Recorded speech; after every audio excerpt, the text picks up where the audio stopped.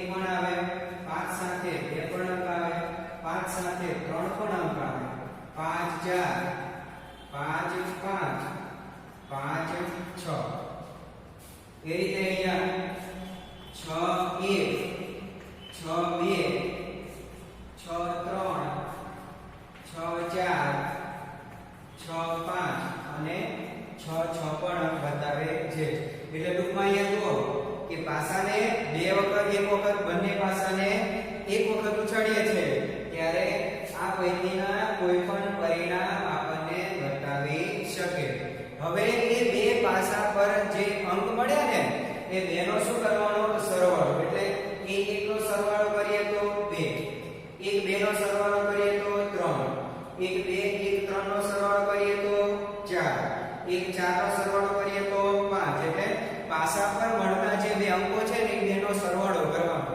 અને જો એ સરવાળો 2 હોય, સરવાળો 13 થાય, સરવાળો અવિભાજ્ય સંખ્યા થાય, સરવાળો 9 થી ઓછો થતો હોય તો તેવા પરિણામો, એટલે અહીંયા પરિણામો આપણે જોવાના કે 1 2 3 4 કેટલા પરિણામો છે.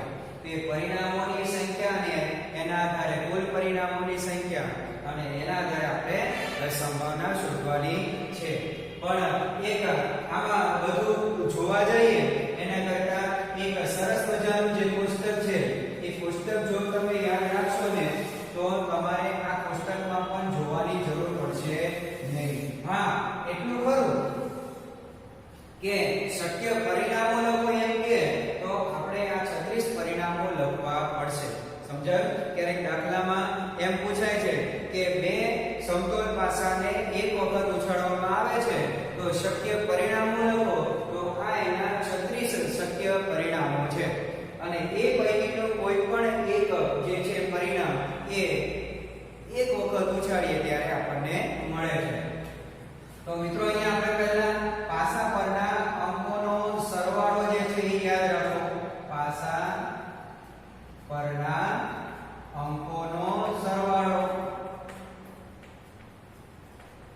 બરાબર, અને એના પરિણામોની સંખ્યા. એટલે હમણાં આપણે સમજીએ કે આ પરિણામોની સંખ્યા શું છે.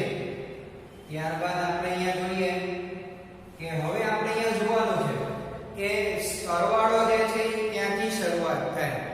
તો આપણે અહીંયા જોઈએ કે સરવાળો 1 થાય છે? નહીં, સરવાળો 1 થતો નથી. હા, 1 અને 1 બે નો સરવાળો કરીએ તો કેટલા થાય? 1 ને 1 2 થાય. એટલે સરવાળો ક્યાંથી શરૂ થાય છે? 2 થી. બરાબર. હવે એ સરવાળામાં વધુમાં વધુ સરવાળો ક્યાં થાય છે? તો આપણે અહીંયા જોઈએ કે સૌથી વધુમાં વધુ સરવાળો ક્યાં છે? હા, 6 ને 6 12. એટલે 2 થી સરવાળો શરૂ કરીને ક્યાં પહોંચવાનું? 12 સુધી આપણે સરવાળો મળે. ખ્યાલ આવ્યો?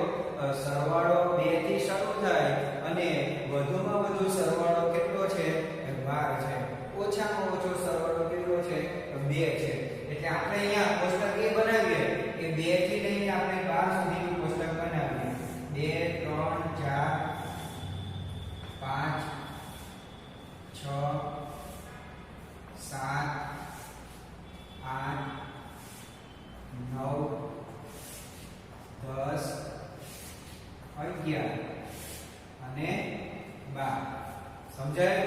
હવે આપણે જોઈએ કે બે સરવાળો થાય એવા પરિણામો કેટલા છે, એવી જોડ કેટલી છે. તો અહીંયા જોઈએ કે 1 અને 1 એ બેનો સરવાળો એક જ પરિણામ મળે.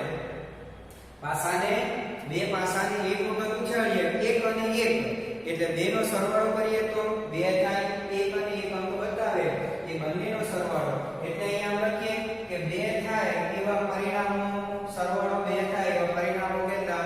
1 છે.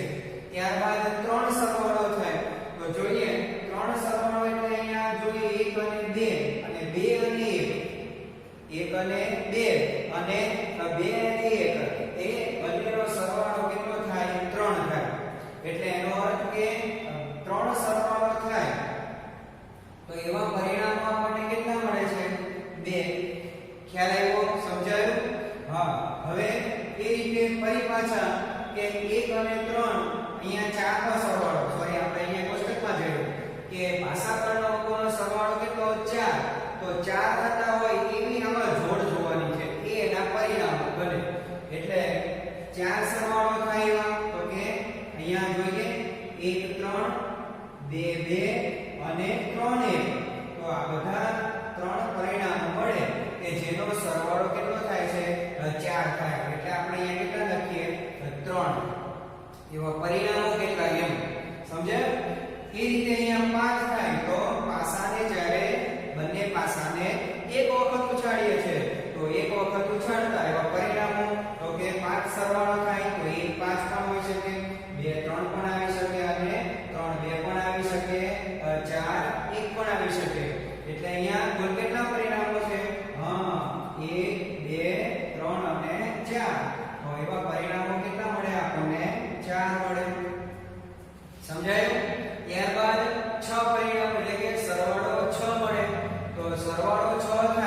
એવા પરિણામો કેટલા તો આપણે જોઈએ 1 5 2 4 3 3 4 2 અને 5 1 તો કેટલા પરિણામો થાય છે 1 2 3 4 અને 5 એવા 5 પરિણામો આપણને મળે કે જે પાસા પરના અંકોનો સરવાળો 6 થાય બરાબર છે એટલે અહીંયા કેટલા પરિણામો મળે છે 5 ત્યારબાદ હવે 7 સરવાળો થાય તો જોઈએ આપણે 7 સરવાળો તો 1 6 2 5 3 4 4 3 5 2 અને 6 1 તો કેટલા પરિણામો થયા કેટલા પરિણામો થયા 6 પરિણામો થયા એ રીતે હવે 8 નો સરવાળો તો 8 જોઈએ તો 2 6 1 2 3 4 અને 5 તો અહીં કેટલા પરિણામો મળે છે 5 તો મિત્રો આ રીતે તમે 9 સરવાળો હવે આપણે અહીંયા જોઈએ કે પુસ્તકમાં જોતા જશો તો ખ્યાલ આવશે એવો સરવાળો કેટલો થશે 4 પછી 3 2 અને 12 નો સરવાળો એક જ વખત આવશે જુઓ ખ્યાલ આવ્યો અને આ બધા જ પરિણામોનો સરવાળો કરશો તો કેટલો જવાબ આવશે 36 પરિણામોની સંખ્યા મળશે કે જે આપણને કુલ પરિણામો મળે કેટલા કુલ પરિણામોની સંખ્યા જે છે એ આપણને કેટલી મળશે 36 મળશે એટલે અહીંયા આપણે લખીએ કુલ પરિણામોની સંખ્યા એટલે આ બધાનો સરવાળો કરીએ તો કેટલો થશે 36 થશે સમજાય તો મિત્રો આપણ સૌપ્રથમ પહેલી વખત જ્યારે આપણે વિડિયો લેક્ચર જોતા આપણે આ પુસ્તક પર વિડિયો લેક્ચર જોતા સ્ટોપ કરી પોઝ કરી આપણે આ પરિણામો લખીએ પછી ફરી પાછા એ વિડિયોને શરૂ કરીએ એટલે આપણે આ જે પરિણામો છે એ જોતા જઈએ તો આપણને એ સરળ પડશે એટલે ધ્યાન રાખજો પુસ્તકમાં પણ આ રીતે દાખલા આપેલા છે અને બીજું કે ઉદાહરણ આધારિત દાખલા છે બીજું કે આ તમે પરિણામ છે પાઠ્યપુસ્તકમાં પણ બરાબર છે આપેલા છે તો મિત્રો આ શક્ય પરિણામો છે એ પણ આપણે તો મિત્રો આપણે આ પરિણામો જે છે એ પણ તમે પાઠ્ય બુકમાં લખતા રહેજો અને સાથોસાથ વિડિયોને પોઝ કરીને આ બધા જ શક્ય પરિણામો આપણે સાથે લખતા રહેશું જેથી કરીને પછી તમે એ પરિણામોને સમજી શકશો આ સરવાળો પણ તમને ખ્યાલ આવશે એટલે નોટબુકમાં જે છે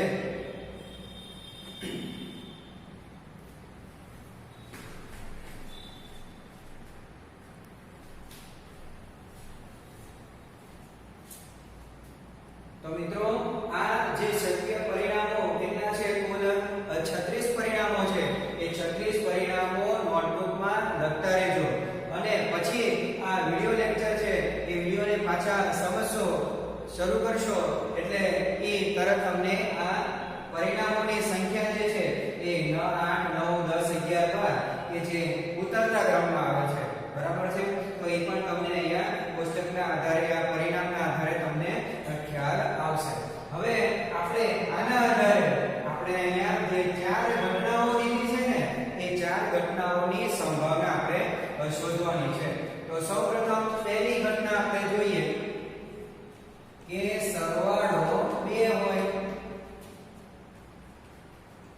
બરાબર સરવાળો 2 હોય તો તેની આપણે સંભાવના શોધવાની છે તો અહીંયા આપણે કુલ પરિણામો કેટલા મળ્યા 36 બરાબર હવે આને આપણે ઘટના A તરીકે લઈએ ઘટના A બરાબર અંકોનો સરવાળો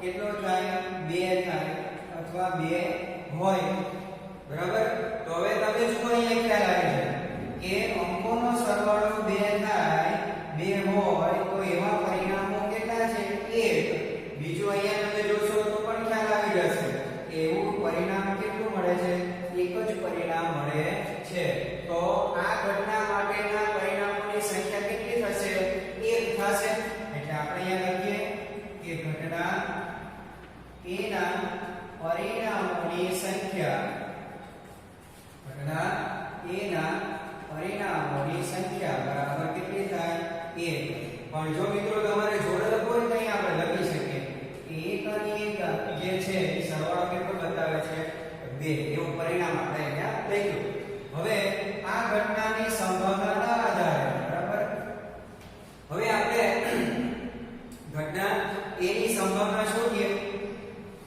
તો ઘટના a ના પરિણામોની સંખ્યા ઘટના a ના પરિણામોની સંખ્યા છેદમાં કુલ પરિણામોની સંખ્યા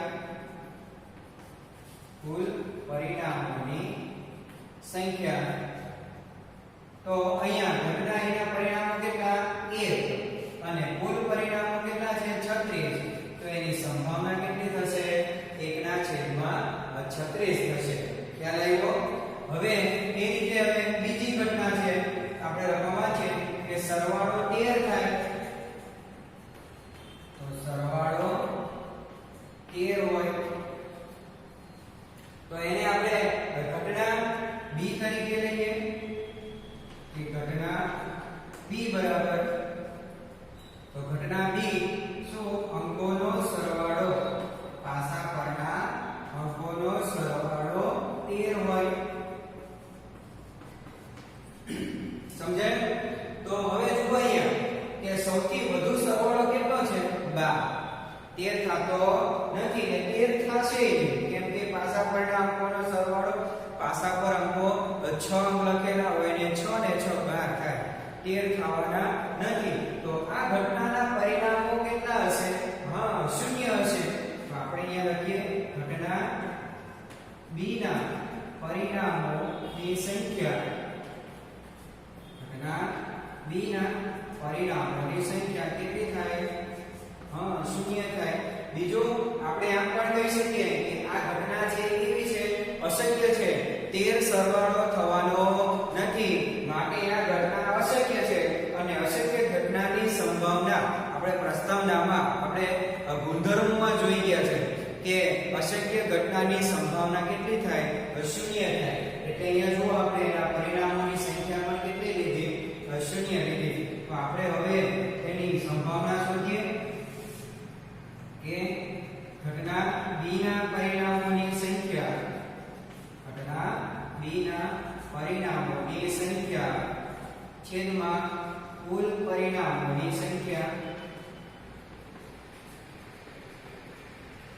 બરાબર તો ઘટના b ના પરિણામો 0 અને કુલ પરિણામો 36 તો જવાબ શું આવશે 0 આવે અશક્ય ઘટના છે માટે બરાબર તો આ રીતે આ સરવાળો 13 થાય સરવાળો 13 થવાનો નથી હવે આપણે કઈ ઘટના લઈએ ત્રીજી ઘટના લઈએ ત્રીજી ઘટના શું કહે છે કે પાસા પરના અંકોનો સરવાળો અવિભાજ્ય સંખ્યા હોય તો આપણે અહીંયા લખીએ કે સરવાળો અવિભાજ્ય સંખ્યા હોય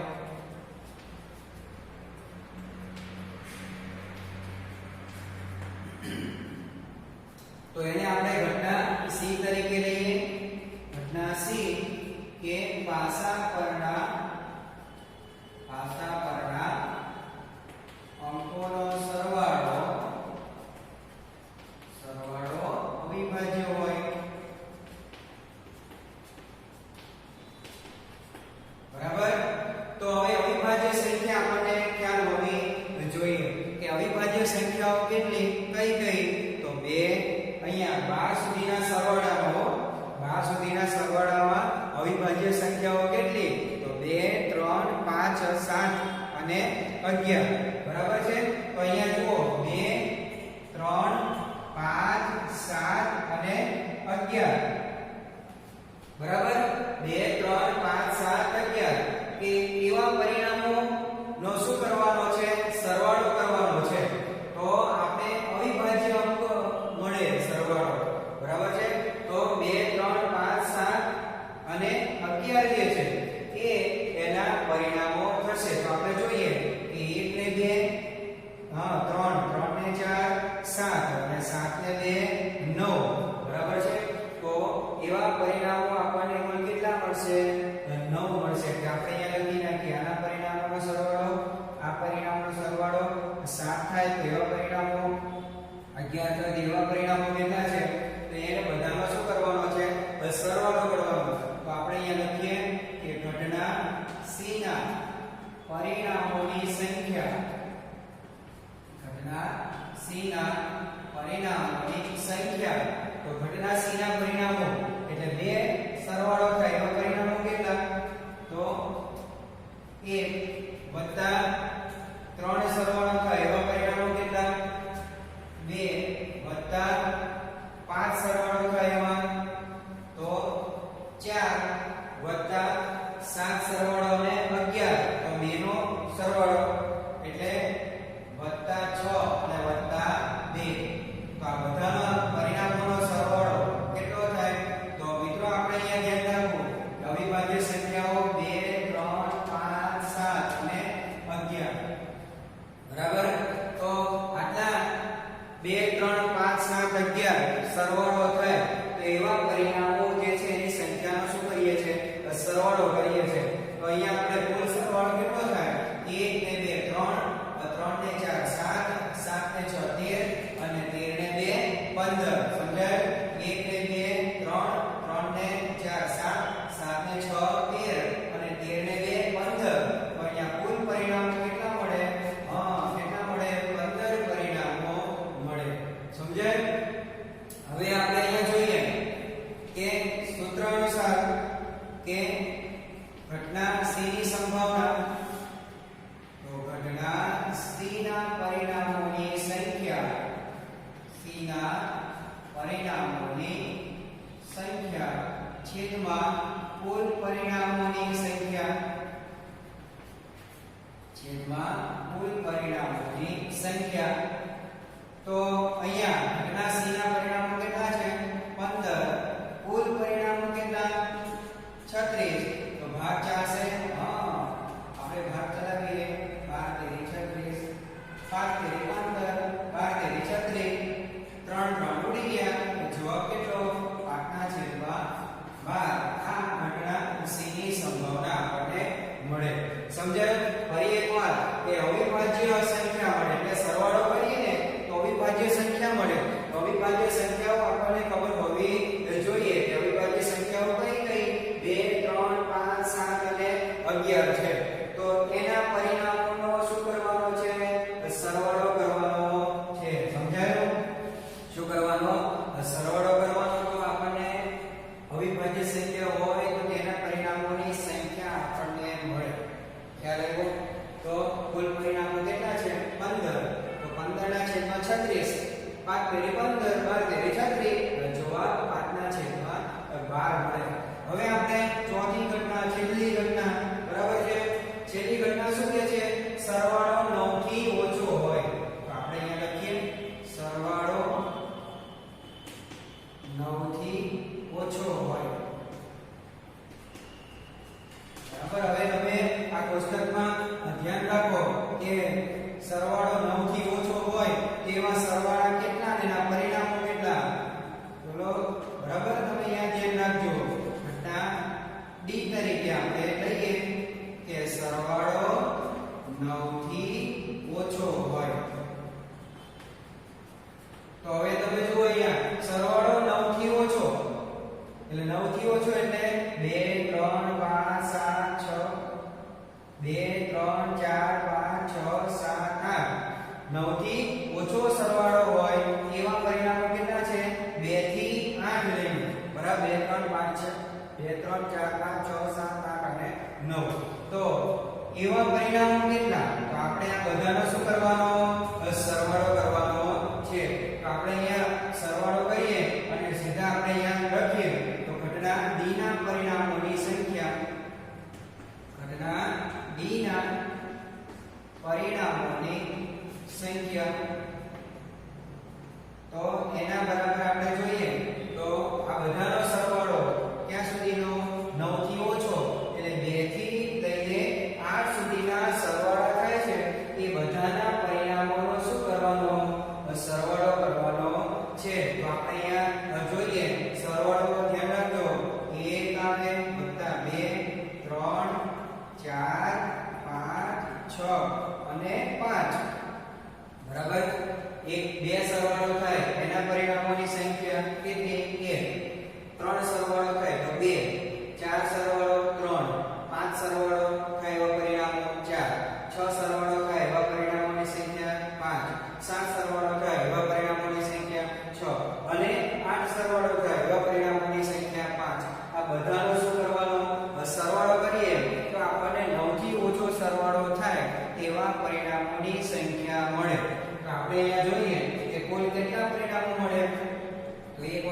કરીએ એટલે 3 3 ને 3 6 6 માં 4 ઉમેરો 10 10 માં 5 ઉમેરો 15 15 માં 6 ઉમેરો 21 21 માં 5 ઉમેરો તો કેટલા પરિણામો મળે?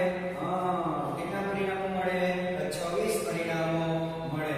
તો હવે આપણે અહીંયા સંભાવના શોધીએ કે P of D બરાબર ઘટના D ના પરિણામોની સંખ્યા. જો મિત્રો આવી રીતે ઘણા બધા પ્રકારના દાખલા પૂછાઈ શકે. આપણે અત્યારે 4 પ્રકારના એમ નહીં, આમાંથી આ 36 પરિણામ છે એ પૈકીના કોઈ પણ દાખલો આવી રીતે રકમ પૂછી શકે. પણ આપણે જો આ પરિણામો જે છે ને એ પરિણામો જો યાદ રાખીએ અને આ કોષ્ટક યાદ રાખીએ તો એકદમ સરળ આપણને લાગે દાખલો.